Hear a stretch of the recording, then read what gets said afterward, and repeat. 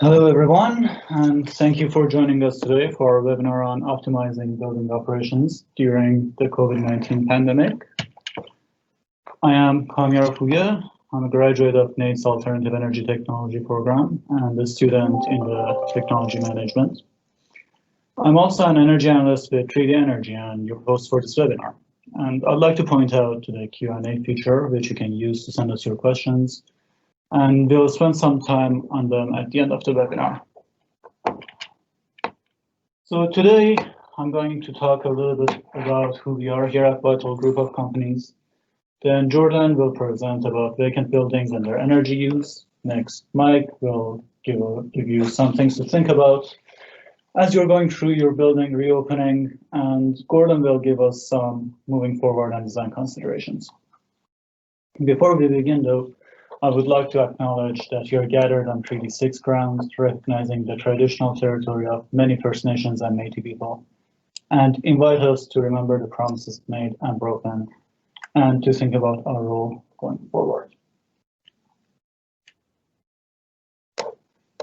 So Vital Group of Company is made of 3 main business units: Generate Energy, which specializes in solar PV design and installations; electrical contracting, including LED lighting, installation, and retrofits. Vital Engineering provides mechanical and electrical engineering services, including consulting, design, and project administration. And 3D Energy, which is an energy efficiency and sustainability consultant. We mostly do energy auditing, benchmarking, code compliance and energy modeling, community energy plans, portfolio energy management, and we also offer project management services. Together, we have a collaborative approach to help our clients meet their needs, as we've been doing for the last 15 years. We have served a variety of municipal, institutional, and indigenous and commercial clients. And with that, I'd like to introduce Jordan Kulak. Jordan has a unique understanding of financial aspect of energy projects. It originates from his education in business and alternative energy.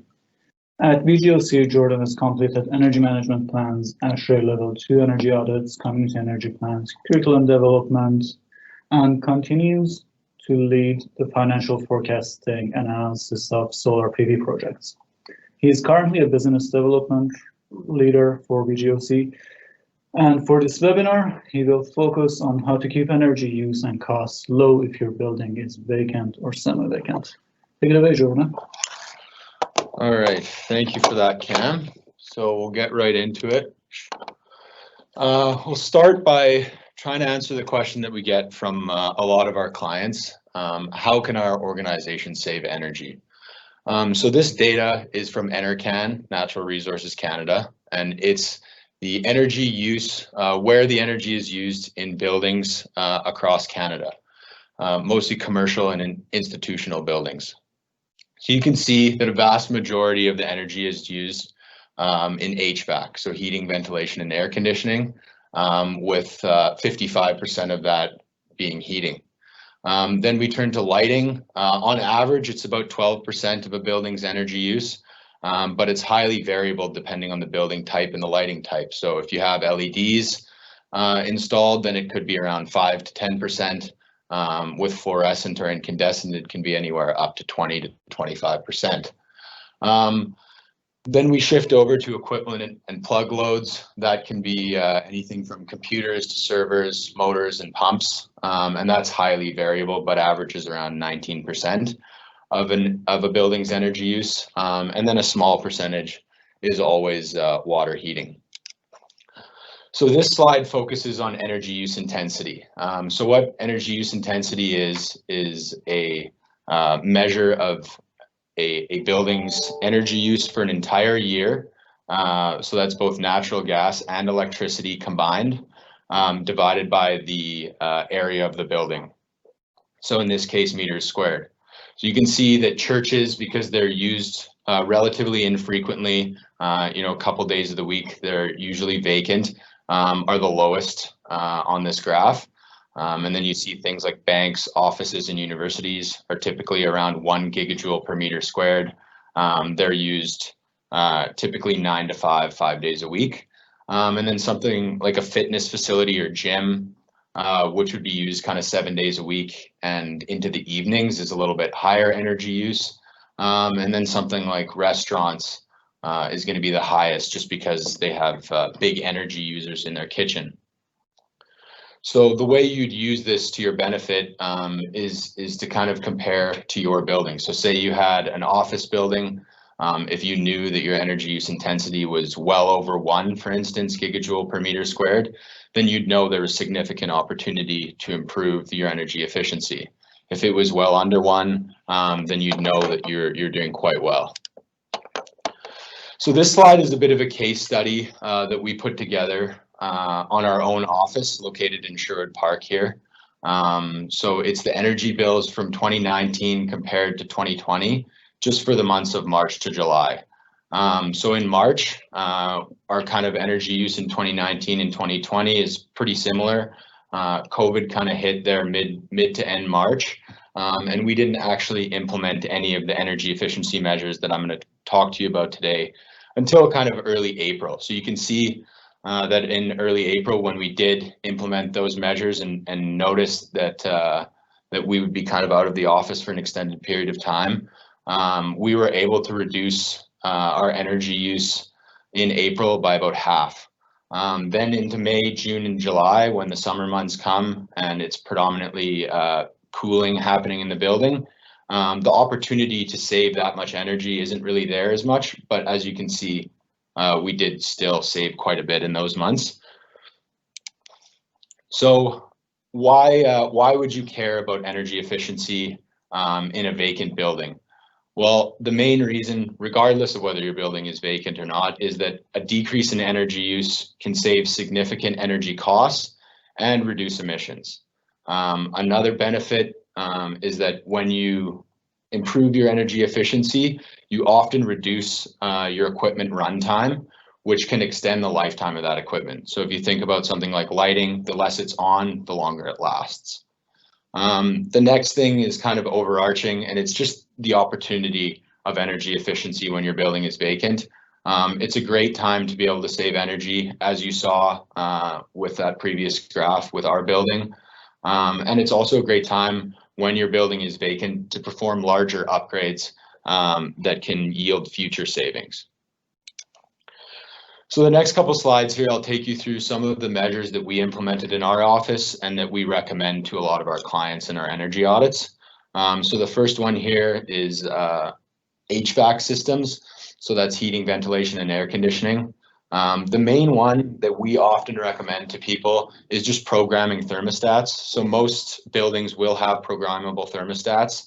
Some buildings won't have them programmed. So that's the number one thing, to make sure that they're programmed to represent your occupancy accurately. So during the day when people are in there, for instance, in the winter, your heating set points will be at 21 or 22 degrees Celsius. And then at night, you drop them down to 17 degrees Celsius.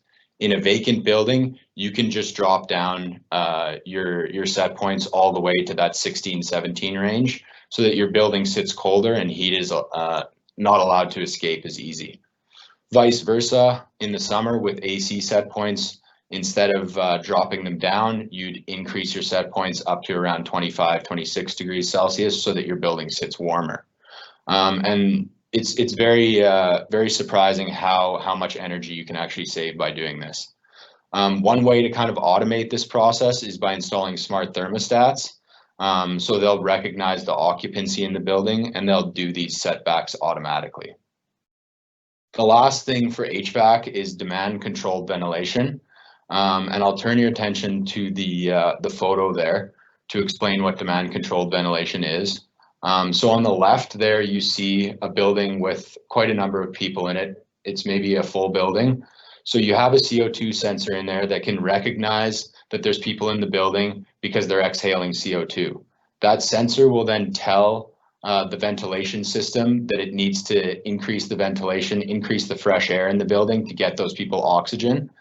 Now, the energy issue here is that fresh air needs to be heated up to the building temperature. So you're using quite a bit of energy when there's people in the building. Now, on the right-hand side, is where you can save energy. So the CO2 sensor senses that there's less people in the building, and it tells the ventilation system that it doesn't need to bring in as much fresh air. And so less fresh air is being heated, and therefore there's quite significant energy savings that can come from this. We'll skip over to lighting here. So the main thing for vacant building lighting is that there are security lights that need to be on. You'll notice it's about 10% of lights. So if you did want to kind of save energy on those lights, you could just retrofit those lights to LEDs and reduce kind of the wattage there. But the problem there is that you'll have mismatched lights. Only your security lights will be LEDs, everything else will be typically fluorescent. So if you wanted to, you could do a full LED retrofit while your building is vacant. This would obviously reduce the electricity use in lighting and also increase the lifetime. So compared to fluorescent lights, LEDs will last 4 to 5 times longer, meaning that you're replacing them 4 to 5 times less often. The other two things you can do from a lighting standpoint is to install dimmer switches in areas where there's windows to allow natural light in, or install occupancy sensors in less frequently used areas like washrooms, so that when people enter, the lights automatically go on, and likewise when they leave, they automatically shut off. Skipping over to building equipment. So one category within building equipment is what's called plug loads. So these are printers, computers, even charging your phone is categorized as something that's a plug load, anything that plugs into the wall, really. And when these loads are in standby mode, they still continue to draw what's called phantom power. So if you knew your building was vacant for an extended period, you could unplug these loads if you could. We understand that in some cases you want to leave computers in standby mode. But when possible, unplugging this equipment can yield pretty significant energy savings over the long term. Another part of building equipment is things like motors and pumps, and you can put these things on timers. For instance, a pump may be circulating water throughout the building kind of 24/7 when people are in it, but if no one's in it, you can put them on timers to only circulate a portion of the day.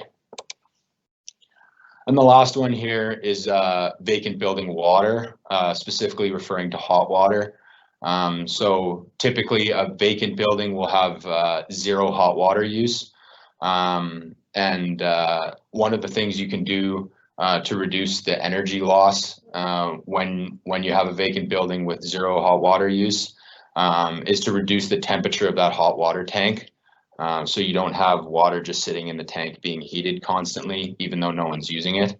A little bit bigger of a project is an on-demand hot water heater, which doesn't even have a tank. It only heats water when it's needed.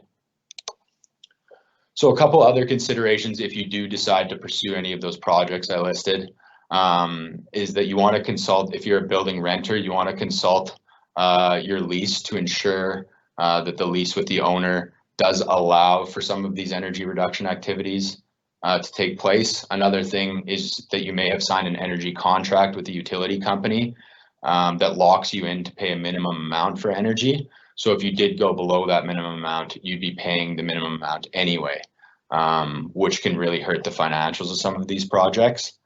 And then the last one is that you do always want to keep some heating, ventilation, and air conditioning on. And that's, you don't want moisture to build up in the building, so you want a bit of ventilation on. You want the heating set points to remain at a decent level to keep pipes from freezing, keeping your mechanical systems working well. And then you want your building at a decent temperature for heat or for security and cleaning staff in case they do come in. So if you do decide to kind of pursue some of these activities and prioritize energy efficiency, a lot of people do ask us what the next step is or how they can pursue this further. And the main thing that we recommend is a professional energy assessment or an energy audit. So this will analyze how energy is wasted, used, and created in your building. What we do is we come in and collect information about your building and then create an energy model to test the effectiveness of some of the ECMs that we discussed. And then you'd receive a customized energy assessment report that would tell you how to improve improve the energy efficiency and reduce energy costs and emissions in your building. Now, the main benefit of an energy assessment is that you get a prioritized list of recommendations that includes things like cost savings, greenhouse gas emission savings, and financial paybacks, so that you can kind of implement the projects that make the most sense for your building and your goals. So I'll take you through the three types of energy audits. So the first one is an ASHRAE level 1. It's kind of the most basic energy audit out there. It includes kind of the benchmarking, the utility bill analysis, some low cost measures, and then a list of prioritized measures, not in as much detail as the other two. The ASHRAE level 2 gets a little bit more into the weeds on the economic analysis and the greenhouse gas analysis, as well as includes some renewable energy measures like solar PV, which we include a quote on for all of our audits. The ASHRAE level 3 is what we call an investment grade audit. It includes more accurate project quotes, life cycle costing, net present value stuff, and it's something that because it's called investment grade, you could potentially take to get financing for some of these projects that we recommend. So I'll run you through just the last slide here for my section. A couple of our services. So 3D Energy is our main energy auditing segment of VGOC. We've completed over 150 assessments on buildings across Alberta, from office buildings to schools, pools, a lot of churches. So we've done a lot of audits on different buildings and helped them save a lot of energy, energy costs and emissions and stuff like that. So the way we see it, for every day that you're not prioritizing energy efficiency, it's a day that you're probably paying too much for your energy costs. So if you decide that any of these services or these energy efficiency measures are something that you want to pursue, by all means reach out, ask us a question at the end of this presentation, but we will be sending out a bit of a follow-up email. So for now, I will pass it off to Cam for the next section. Great, thank you, Jordan. I'd like to point out the Q&A feature that you can use to send your questions, and we'll cover them as they come in, or spend some time at the end on your questions. Next, we have Mike. Mike Steven is a certified mechanical technologist with Vital Engineering. He has designed a variety of mechanical systems and has experience with most building mechanical systems. He's also involved with project coordination in his role, overseeing active projects as a designer and contract administrator. Mike also has previous trade experience, having obtained his Red Seal Journeyman certificate from NATE. Thank you, Mike. Take it away. All right, thank you very much, Cam. So today we're going to be talking about building reopening. There's a few areas of focus that we will be looking at. All right, so first and foremost, we want to focus on creating a safe reopening. So we want to put a priority on the health and safety of all building occupants, whether new or existing occupants. And really, most of the things that we're going to go through today will be focused on prioritizing those two functions. So ASHRAE has actually set up an emergency pandemic task force specifically created around COVID-19 and addressing all of the issues that arise when it comes to HVAC and plumbing that come from COVID-19 pandemic that we're currently in the middle of. So they've set out to create safe reopening maintenance guidelines and checklists.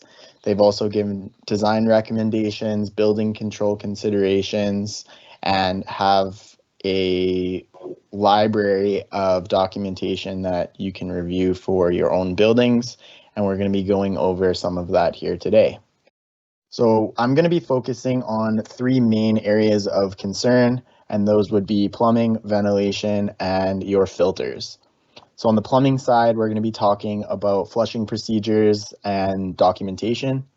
On the ventilation part of things, we're going to be talking about doing air flushing, the minimum requirements for your ventilation systems, some different considerations for controls, and then overall operation of your ventilation systems. Then when it comes to filters, we're going to be talking filter maintenance schedules, documentation. We're going to be talking the minimum filter requirements, as well as some available options and considerations and recommendations, and then some other available technology considerations for different types of filtration. So first, plumbing. Generally, when you're coming back to a reopening, or even if your building is currently reopened or hasn't even closed at all, you're going to want to go back and reference old or obtain new plumbing drawings. So just starting with a map of your plumbing system will help you identify all of your branches, all of your end of use units, and will allow you to create a strategy and an effective approach when talking about flushing your systems. So then once you have a baseline, you can develop a flushing schedule for all of your fixtures. So you want to make sure that you're targeting each and every end-use fixtures. Don't forget about things like emergency eye wash stations, water fountains and drinking stations, and some of those end-of-use appliances that don't get thought of. So under the ASHRAE recommendation, it's recommended to flush all fixtures that have hot water for a minimum of 15 minutes and a minimum on the hot, and then a minimum of 5 minutes on cold. And this is for the first time that you reopen your building if it has been sitting vacant for a while. This will ensure any bacteria or diseases or any sort of buildup inside the pipes gets effectively flushed out so that your building inhabitants can use the water. And then going forward, you're going to want to perform flushes on a regular basis. So they actually recommend that you're flushing your systems every single day for about 2 minutes for each until further notice. And if you have a more complex building, maybe you have a large institutional building or even just a large commercial building, it might be wise to get professional assistance in creating these schedules, making sure that you're addressing each and every end-use fixture. And then if you don't have as-built or current plumbing drawings, Vital Engineering can definitely help you map out your building and get a sense of where everything is and where all of your branches and trunks run. So going on to ventilation, talking about your initial air flush. So essentially what you're going to want to do is have your building operator or someone who's going to be in the building go and switch your ventilation systems, basically anything that brings outdoor air into the building, and operate them in the occupied mode for a minimum of 1 week prior to opening. So that's essentially just running it as if you had occupants in the space for a week before you come back to operation and occupancy in your building. And then you're going to want to operate your supply air systems for a minimum of 2 hours prior to building occupancy each and every day. So this can be achieved by manually coming in and ensuring that the systems are turned on. You can use things like regular thermostats or smart thermostats if you're just running rooftop units in, say, an office space, and you can just do set points to make sure that they go to occupied mode 2 hours prior to occupancy. Or if you have a BMS system or controls on your air systems, you can actually control this through those control methods as well. And then coming to demand controlled ventilation, Jordan had explained in his presentation what demand controlled ventilation is and exactly how it works. And essentially when it comes to COVID-19, the suggestion is that you run your controlled demand ventilation at maximum concentrations. So as if you have maximum occupancy, and that's generally in the 800 to 1000 ppm of CO2 range. And then if you have the ability and it's not going to have adverse effects on your control system and the way your air system runs, it's actually recommended to just disable the demand control ventilation entirely. And then thinking about your exhaust fans, if you have control on your exhaust fans, you want to make sure that you go and you turn those on or have them set to turn on anytime your dedicated outdoor air system or really any of the supply air fans are running. And this is just in an attempt to flush the building with fresh outdoor air and try to create a positively pressured space to just get that air flowing and clean it out for your building occupants. So filters. It is recommended that you have a minimum of a MERV 13 filter. Gord is actually going to have a section a little bit later on in the presentation where he will talk about what these ratings are and what they mean, but it's essentially a standardized system of rating filter effectiveness. And a MERV 13 is what a minimum recommendation is now from ASHRAE. If your existing equipment can handle a MERV 13, it's highly recommended to buy those and put them in. If it can't, you may have to start looking at upgrading equipment or some alternative options. And then just ensure that the new pressure drops can be handled by the fans. That goes into ensuring your equipment is capable, ensuring that you have enough horsepower behind your fans, and some of those other considerations are very important. And then they recommend a MERV 13 or greater as a preference. So if you maybe have a MERV 13, you can go up to a 14, that would be preferred, or you're putting in new equipment, you'd want to look at a MERV 14 or higher going forward.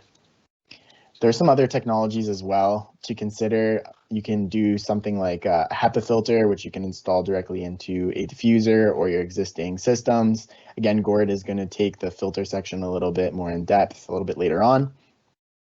And these systems can be either centralized in your main air handling units, or you can go local with portable technologies that are also available. As well, there's some other technologies such as air ionization or static charge technologies, and these will be outfitted to your existing filters and can be a value add to help cluster and collect some of these smaller particles that you would see flowing through your building. And then another consideration would be to install pressure sensors to measure the pressure drop to trigger filter replacements, or keep a strict schedule for replacements. But if you can install pressure sensors, this will essentially measure what the pressure drop is from one side of the filter to the other. Once it meets a minimum threshold, this will trigger an alarm in your building operating system, and it can send out a maintenance person to come and replace the filter. And then if you have current filter replacement schedules in place, make sure that you're reviewing them on a regular basis, and then make sure that they are adhered to, or if you can even increase the frequency upon reopening, that is highly advised. All right, so maintenance checklists. I would say that most buildings would probably have general checklists in place, but this is a good place and a good time with COVID-19 to be making sure that you're reviewing and updating these. So creating your checklists to supplement your daily, monthly, and yearly maintenance schedules. Ensure that all operations are completed, and then create a history of documentation. So if you're just using a simple checklist, make sure that those are getting completed, and then file them somewhere that they can be reviewed in the future. And checklists are easily copied for the future. It's very simple to make a copy and file it so you can go back again in the future. And then it should be created for each and every piece of mechanical equipment when building reopening is to occur. This is another mandate or another recommendation coming from the pandemic task force. They actually have available checklists that they've taken the initiative to create, and they can be applied to each and every individual type of mechanical equipment. So you can actually just take those and use those for your own building, and they are readily available to the public. Schedules and documentation. So you're going to want to take this opportunity to review all of your existing schedules, whether that's filter maintenance schedule, fan maintenance schedule, whatever it may be, and compare them with the new ASHRAE guidelines that are coming out. Much of this is coming from the pandemic task force, but it's also a good point to be reviewing it against the established standards that ASHRAE already has in place.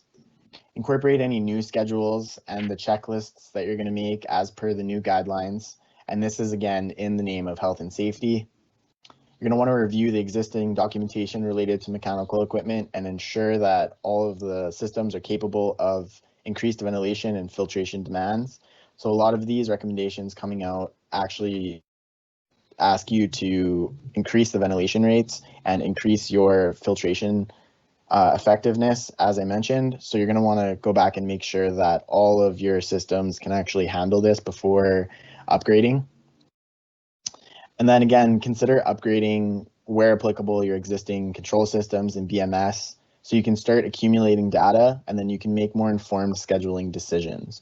So if you don't have any control or any data points, you don't necessarily have a good handle on what's happening in your building. And without that, you're not able to know exactly how your air systems are running, and you may be putting the health and safety of your occupants at risk.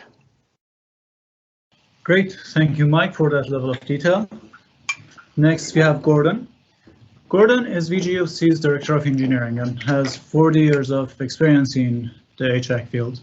He has significant experience in cold weather regions and has completed projects all over the Canadian Arctic as well as in Russia. Gordon has a diverse portfolio ranging from health offices, educational facilities, institutional, recreational, commercial, and etc. Thank you, Gordon. Take it away. Thank you, Cam. We will move forward here with some design considerations. We'll be looking at an overview of what we'll be discussing here. So we'll be looking at controlling and reducing and slowing down infectious outbreaks and airborne pathogens. We'll be reviewing some of the codes that are involved in helping to reduce pathogen transmission. We'll look at system operation and design, and we'll move into ventilation, how important that is to slowing down the transmission of pathogens.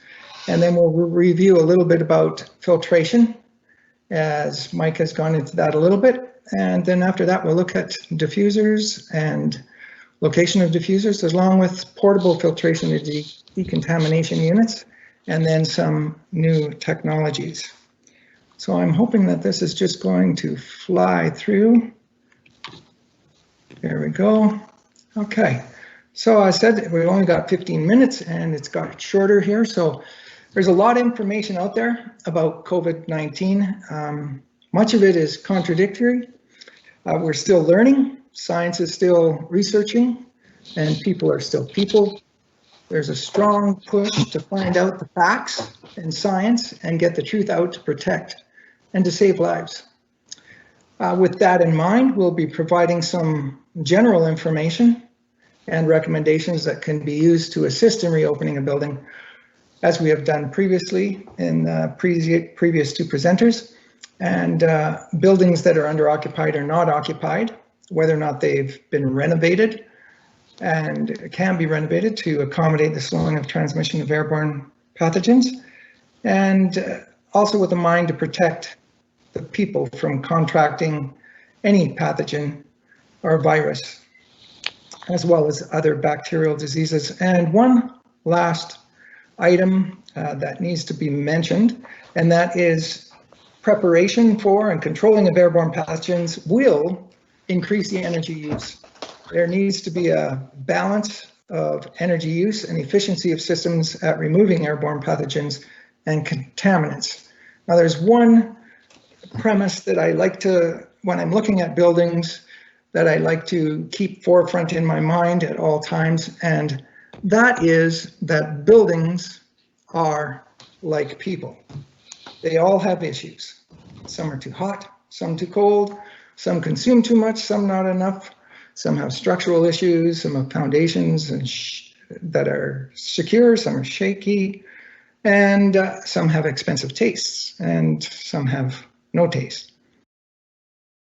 So we'll go into controlling infectious outbreaks. And we'll just look at this quickly. Personal hygiene. I mean, there's been so much on that already. Wash hands, wash hands, wash hands. But it took 50 years for doctors to realize the importance of washing hands between patients.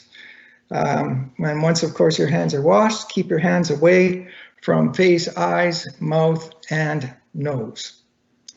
And then space cleanliness, regularly disinfect all high-touch surfaces. And for ventilation, systems are designed to provide proper airflow fresh air and air currents to remove contaminant buildup within a space and make sure that they're operating correctly. For control, we want to make sure that the controls are operating. Basically, what you input into a control system is what you will get out. And if you control the systems to provide optimum reduction of contaminants, you will slow down the transmission of any airborne infectious viruses and aid in the contaminant removal. Trending and scheduling obviously is very important for energy efficiency, and also for ensuring that there are no breaches in the system where pathogens could be at a higher concentration, causing risk to occupants. Monitoring is going to become very important, I can see, and to help reduce pathogens and to also track system operation and tracking when there are breaches, who's been in the office and who had a potential of contracting pathogen transmission. And then of course we need to be able to evaluate and go back and analyze and then input some modifications where they are needed. So just a brief overview of some of the codes. There's ASHRAE 52, which deals with cleaning devices, ASHRAE 55, which is environmental control for human occupancy, ventilation for acceptable indoor air quality, and of course energy standards for buildings, and then practices for measurement, testing, and balancing. So that'd be testing and adjusting and balancing, and of course ventilation of healthcare facilities. There's many guidelines and municipal and provincial websites, of course CSA, NFPA, healthcare guidelines, laboratory, all of these types of things. One thing we really need to remember is that codes, standards, and guidelines are generally a minimum requirement. So it's always good to go higher than the minimum. And just want to mention one thing about ASHRAE 55. It's dealing with thermal environmental conditions for human occupancy, but we must realize that meeting ASHRAE 55 doesn't mean you're going to have no complaints. The standard itself is based on a predicted percentage of dissatisfied occupants of 20%. And the parameters that they're using are temperature, thermal radiation, air speed, clothing, activity, and of course, individuality. Some like it hot, some like it cold, kind of like Goldilocks and the Three Bears, although she was only 33% satisfied. So that's not very good. System operation versus design. So when we're going to be reopening, we need to know what the current operation of the facility is. How are the systems working currently? And you want to also find out, are they meeting the design intent? And what has happened in the building since it was designed and built? So has the space occupancy been changed? Or maybe some of the spaces have been changed. If so, did the ventilation requirements and the heating and ventilating and air conditioning requirements, were they modified to suit these changes? Have you increased the ventilation to mitigate the higher potential risk of pathogen transmission? Now, one way that you can ensure that your systems are working properly is to get a testing, adjusting, and balancing agent in, or a commissioning agent, and they can basically develop a plan so that you can go through all of your ventilation systems and heating, whichever other systems that you may want to be looking at. And they will find a myriad of issues, more than likely, with dampers, valves not working, valves not closing, controls not operating properly, maybe sensors that are not working as well. And of course, you want to make sure that you're checking your schedules, as been mentioned before. The system that is most efficient, or the piece of equipment that is most efficient, is the one that is off. That's what a lot of certified energy managers would say. But in this case, with dealing with pathogens, you will want to ensure that you have at least the minimum systems operating to reduce pathogen transmission. Ventilation. As we move on to ventilation, Ventilation is one of the most important aspects of AAQ. Meeting ASHRAE 62 is minimum. We would like to exceed that. Clean air quality intakes. Clean air is where it's all at in regard to ventilation. Ventilation air is typically drawn in from outside the building and tempered to be delivered to the building spaces. The cleanliness of the air has a lot to do with the ambient environment where the building is located. The intake location, however, may, and more often than not, has even been more of an effect on the quality of outdoor air. Where is the intake for fresh air located? Vehicle traffic, exhaust from vehicles, vents, smoking areas, combustion products from heating systems, prevailing winds, etc. All these have a bearing on the quality of the outdoor air. Outdoor air quantity. The amount of clean outdoor air determines to some degree how well you can dilute and remove contaminants from a space, including pathogens. The ASHRAE Epidemic Task Force is recommending to increase outdoor air volumes to 150% to aid in reducing pathogen transmission. To do this, a review of the system's capability is required. This will increase demand on heating and cooling systems, may increase coil and filter velocities, may increase motor horsepower, load, demand on motors. All this should be reviewed and analyzed prior to implementing any changes. Filtration, we'll be talking about that in our next slide. Airflow speed. Airflow and direction of airflow is critical to removal of contaminants and pathogens safely from occupants within a space. Occupants should be receiving clean outdoor air or reconditioned air at the breathing zone, while exhaust and return air should be removed at locations away from the breathing zone. Clean air to dirty. That's the principle. Mixed air systems, which is the majority of existing buildings, rely on higher air volumes and air turbulence and induction to reduce the number of contaminants in the space. Generally, the higher the air change per hour, the lower the contaminants with the space to a point. Temperature and humidity.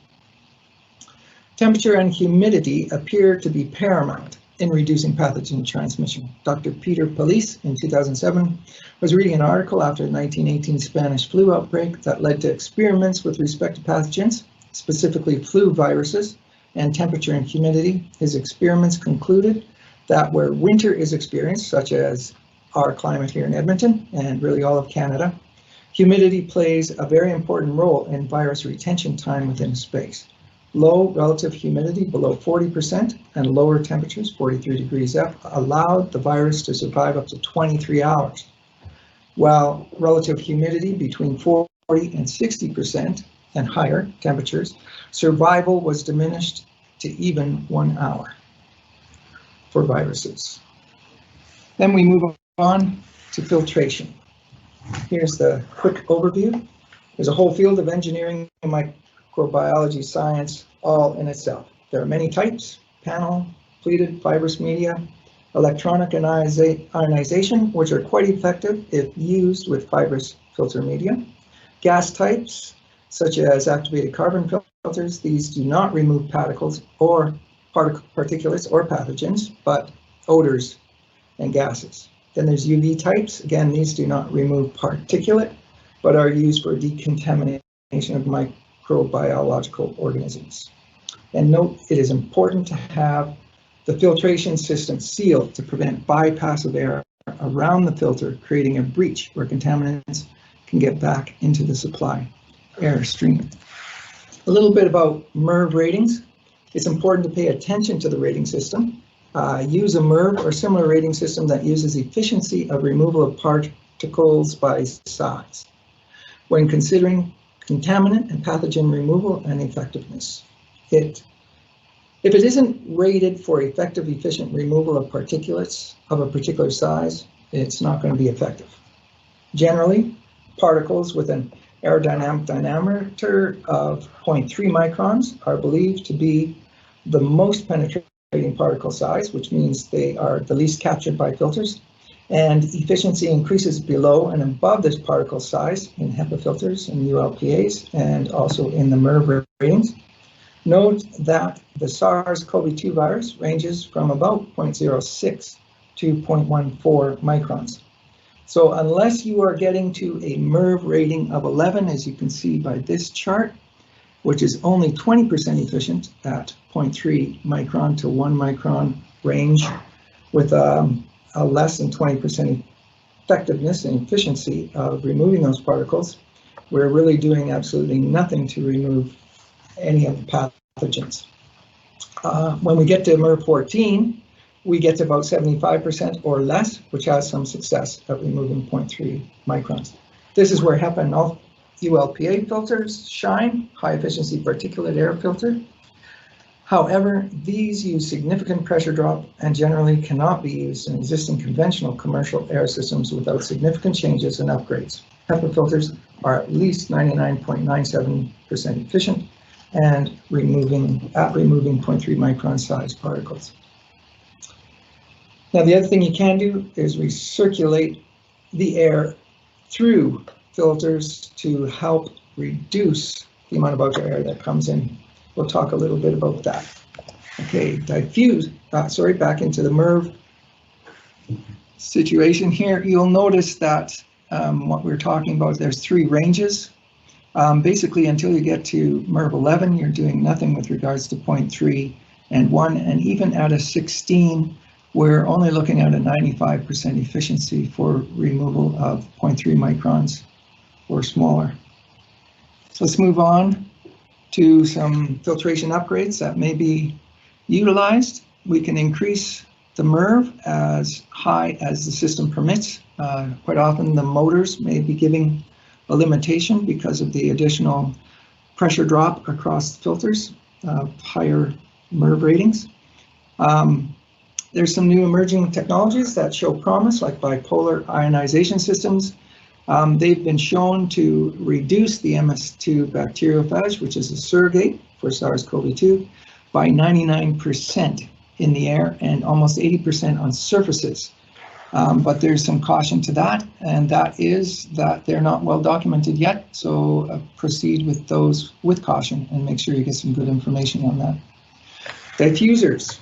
Basically, airflow is also extremely critical, and the location of diffusers, whether exhaust supply or return, are very important to movement of air within the space and to push air from, again, clean to dirty, from the breathing zone of where people are at to exhaust and return supply areas.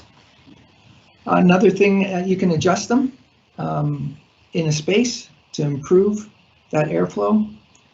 And then, of course, you can do retrofits with diffusers. There are retrofits where you can replace existing diffusers. They're very easy to do. And they will have anywhere from MERV 13, MERV 15s, HEPA filter, even up to HEPA filter options that can be provided.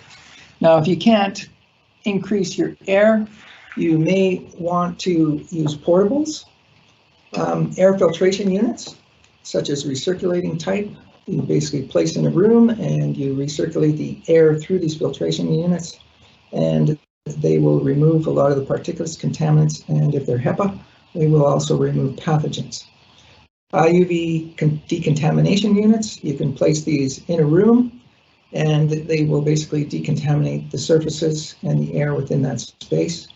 There's also aerosol decontamination, and EPA List N has a very good list of products and materials that can be used for decontaminating a space. Sorry, we're going through very fast here. New technologies. Well, a lot of them aren't really new, but they are technologies that are being used on them are new, such as UV light and ionization. And then, of course, even the old ones, filters, fibers, media, all of these diffusers, all of these things are being used to improve airflows and, of course, filter decontamination and also particulate removal. And also computational fluid dynamics are extremely important now, and they can be used for good success in laying out from the very beginning and design of buildings and also existing facilities of how the inflow and outflow within the space should be designed.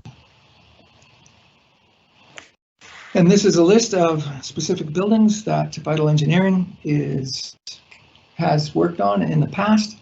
We have many services and expertise that could be utilized for upgrading your ventilation system or improving airflow, contaminant removal, operation evaluations, and system assessments and controls review. And here is just an overview of design recommendations. I won't go through them all, but you can see them on your screen. And at this time, we're just going to hand it back to Cam and see if there are any questions. Thank you, Gordon. And of course, you can all use the Q&A feature. So far, we have one question from Salo. What motivates energy saving, especially in small to medium-sized buildings, when consumption unit costs are very low compared to fixed costs, such as transmission, administration, and etc.? I think that's best suited for Jordan. Yeah. All right. So this is a very interesting question. It's a very real issue for a lot of our customers. I guess I'll kind of answer it in two parts. So the first part is that there's lots of reasons to save energy. Greenhouse gas reductions is a big one for a lot of people. We all want to save the planet and do our part. There's another kind of reason in that not all cost savings come from energy savings. Like I alluded to before, if you were to switch your lights to LEDs, not only would you save on electricity costs, but you would also save on replacement costs because the LED lights last longer. Also upgrading equipment. A lot of times equipment is old and needs to be upgraded anyway. And so you might as well go to the most energy efficient option if you're going to upgrade anyway. Now the second part is a little bit more long-winded, and it's that our job as energy auditors and an energy consultant is not necessarily to tell you to spend as much money as possible on energy efficiency. It's to tell you the best projects to help you achieve your goals. So sometimes in certain circumstances, like we've had customers come to us with a huge desire to, for instance, replace their windows. And when we came in and did a financial analysis on that, there was very little financial benefit to replacing their windows. So sometimes an expert coming in and telling you not to spend money is just as valuable as an expert telling you where to spend your money. So that's kind of the long-winded answer, but I hope that answered your question. Me too. If you have any more questions, you can always contact us, call us, email us, and we can always just have a conversation about your systems, talk about what can be next for you, or just do a walkthrough audit, go through your systems, and keep an eye out for our follow-up material. I believe a recording of this webinar will also be available. And I don't see any more questions, so that wraps today's webinar. Thank you all for attending.